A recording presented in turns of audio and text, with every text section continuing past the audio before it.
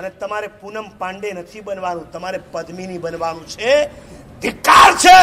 જૈન કુળમાં જન્મ લીધા પછી પણ તમને જો આવા સિનેમાની હિરોઈન જેવા બનવાના નખરા કરવાના સૂચતા હોય, યાદ રાખજો જન્માંતરમાં લાખો ભવ સુધી હવે જૈન કુળમાં તમને જન્મ નહીં મળી શકે. પ્લીઝ હાથ જોડીને કહું છું. અને સૌથી વધારે પાપનો પ્રવેશ જો કરાવનાર કોઈ હોય ને, નવરાત્રી. આ નવરાત્રીના પાપે તમારા જીવનમાં પાપનો પ્રવેશ થયો. હું તો કહું છું નવરાત્રી નથી, આ લવરાત્રી.